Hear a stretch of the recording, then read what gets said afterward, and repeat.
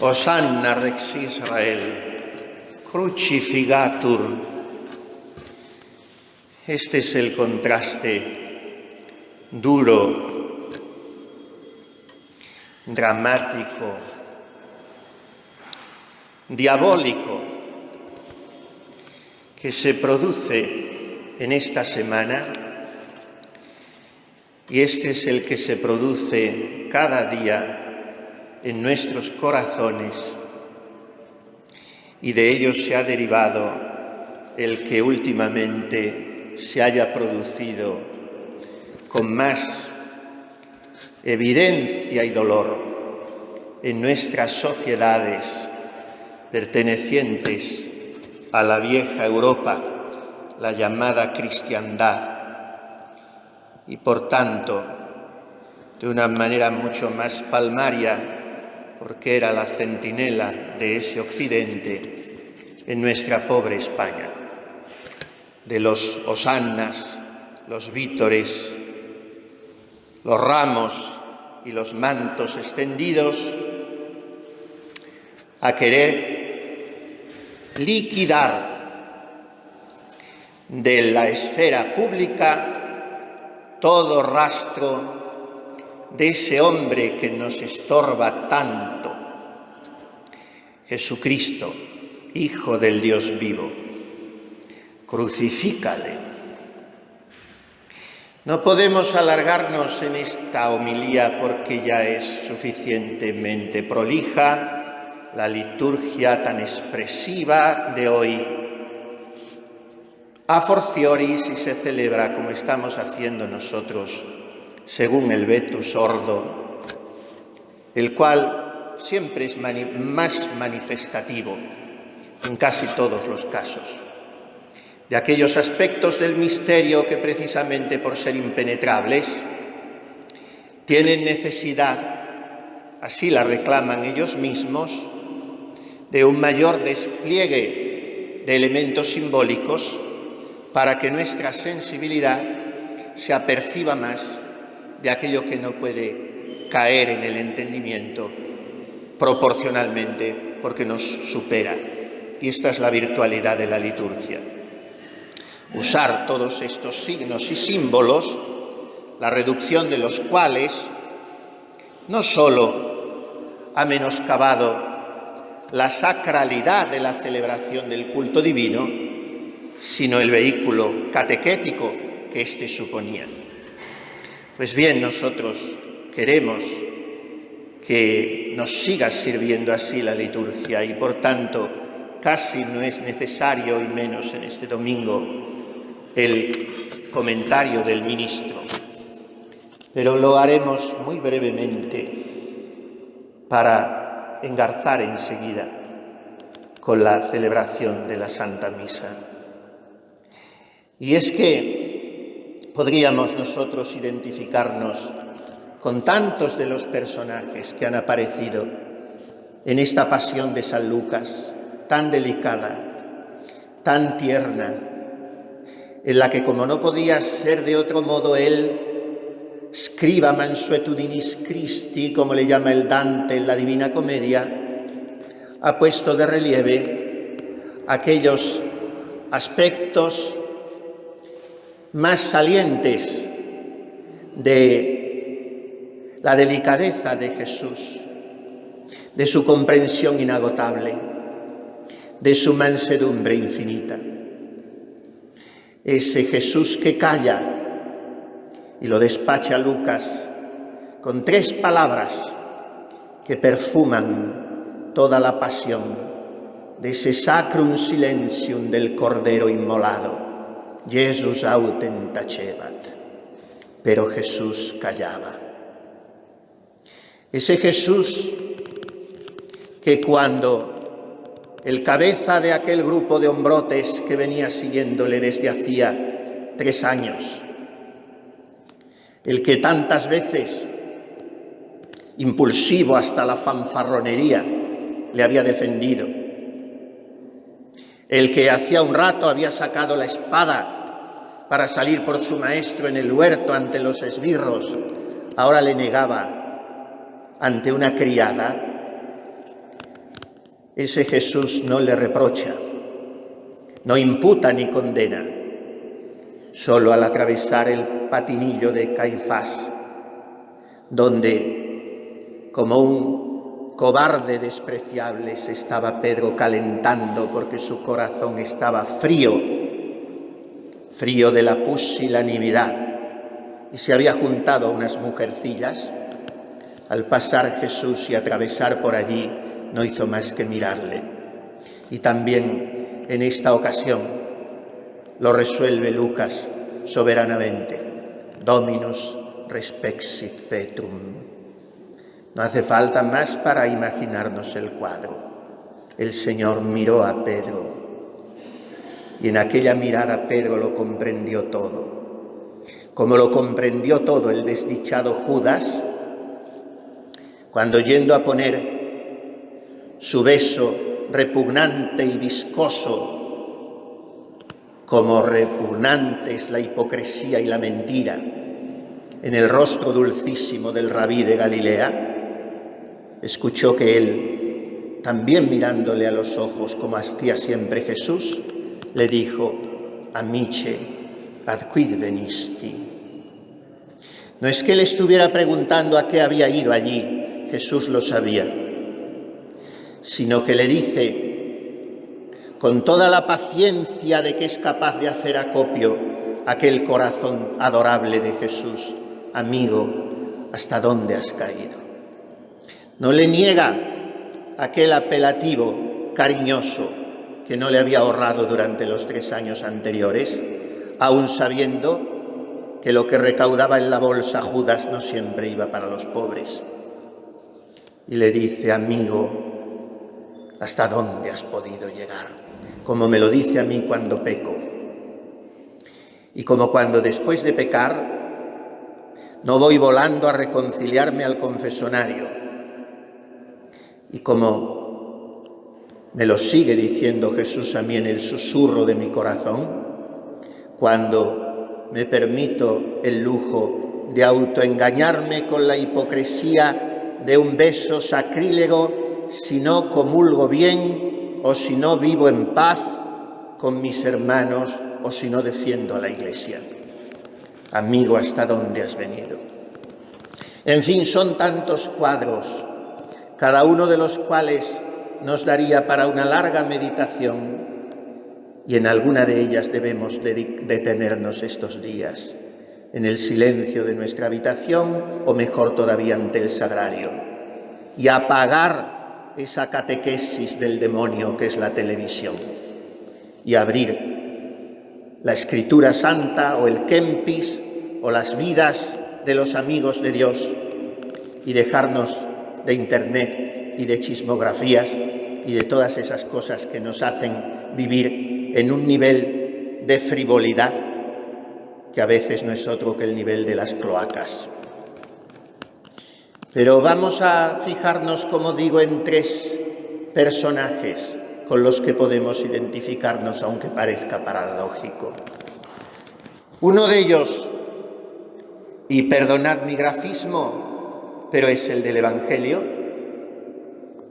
es el del borriquito que lleva sobre su lomo a Jesús cuando éste quiere entrar así en Jerusalén para cumplir las profecías. Qué mala prensa tiene el burro. Y sin embargo, un asno es fiel, es constante, es trabajador. Y sobre todo el asno no podría no ser humilde. Sería absurdo que se atribuyese el asno a sí mismo alguna gloria, y más en este caso.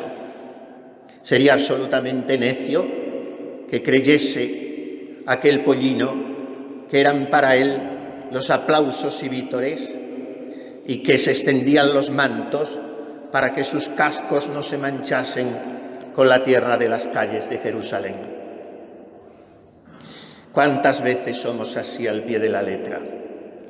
Creemos, llevados de ese afán desmedido de la propia excelencia que se llama soberbia, que los aplausos y reconocimientos tienen que ser para nosotros, sin acordarnos de que es todo absolutamente todo, prestado por ese Jesús que quiere que yo sea su portaestandarte, su trono, su heraldo, su vocero.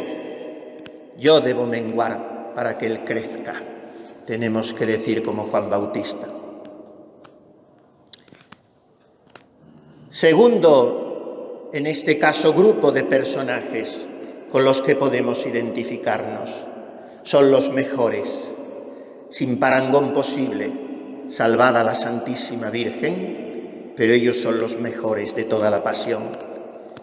Estoy por decir los únicos buenos, si no es que al final apareciesen esos caballeros cristianos que nos resultan tan simpáticos por su hombría de bien, por su generosidad y por su oportuna disponibilidad para con la Santísima Virgen de las tres necesidades, escalera, sudario y sepulcro. Y he aquí que vienen aquellos dos señores, entonces lo sabía, Arimatea y Nicodemo, a ponerse a disposición de la Señora del mayor dolor.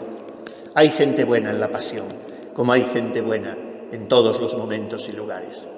Pero los mejores, sin disputa posible, son los niños. Ellos, de manera absolutamente gratuita y desinteresada, con voces limpias y corazones puros, con miradas transparentes y alegres, ellos vitorean al Rey de Israel. Y nosotros tendríamos que recuperar un poco de la inocencia perdida y en esta Semana Santa ponernos a tono con esos niños. Leía yo estos días, entre otras muchas cosas, para ponerme a tono con la liturgia, diversos textos de autores varios, y entre ellos no pongo nunca en último lugar, sino que más bien le doy uno de los principales, a los poetas.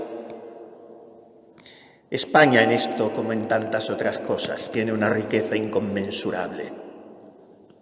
Y uno de nuestros clásicos, acaso no de los más conocidos, Alonso de Bonilla, tiene un soneto al Domingo de Ramos, cuyos dos tercetos últimos rezan así, refiriéndose a Jesús entrando en Jerusalén.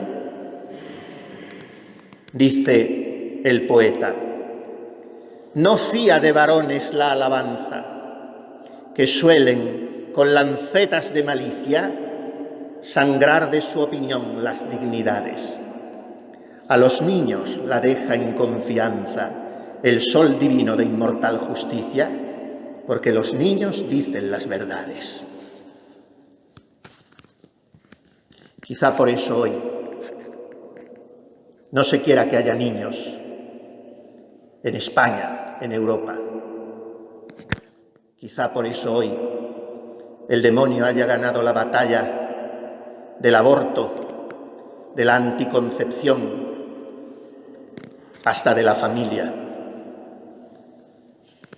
Y quizá por eso hoy se combata y se machaque a los que quieren recuperar esas asignaturas pendientes sin las cuales nuestra sociedad va a la deriva.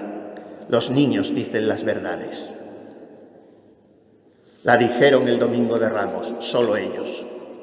Y por fin, último grupo con el que podemos nosotros identificarnos en un doble sentido, negativo y positivo, con aquel populacho, aquella turbamulta enfebrecida que clama y reclama a Pilato: crucifigatur.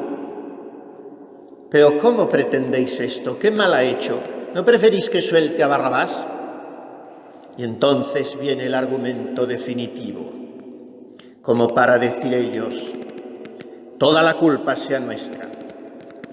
Y gritan, acicateados por Satanás, pero sin saber que están profetizando: caiga su sangre sobre nosotros y sobre nuestros hijos.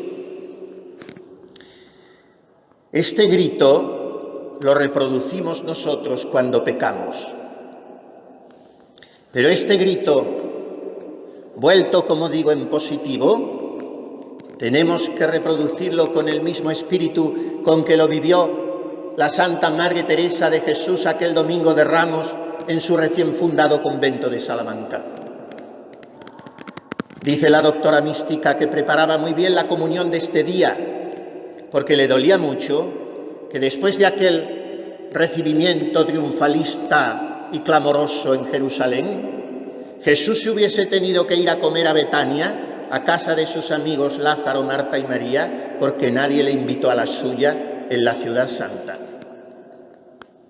Y dice, en reparación de eso, Teresa, tan delicada, tan femenina, tan verdaderamente mujer, la más santa de las españolas y la más española de las santas, dice, en reparación de eso, yo preparaba la comunión lo mejor que podía, y aquel Domingo de Ramos sentí que al recibir la forma, la boca se me llenaba de sangre viva y muy caliente, y toda yo me sentía empapada en aquella sangre preciosísima del Redentor, mientras escuchaba que él me decía, hija, yo quiero que mi sangre te aproveche. Yo lo padecí con hartos dolores y gózaslo tú con gran deleite. No hayas miedo que te falte mi misericordia. Los que estemos dispuestos hoy convenientemente para comulgar y los que no pudiendo acercarse al comulgatorio hagan una comunión espiritual, escuchemos todos en el fondo de nuestro corazón este susurro del buen Jesús. Yo quiero que mi sangre te aproveche. No hayas miedo que te falte mi misericordia. Nada más, hermanos. Anuncié brevedad y no la he cumplido. Perdonadme porque estamos en Semana Santa.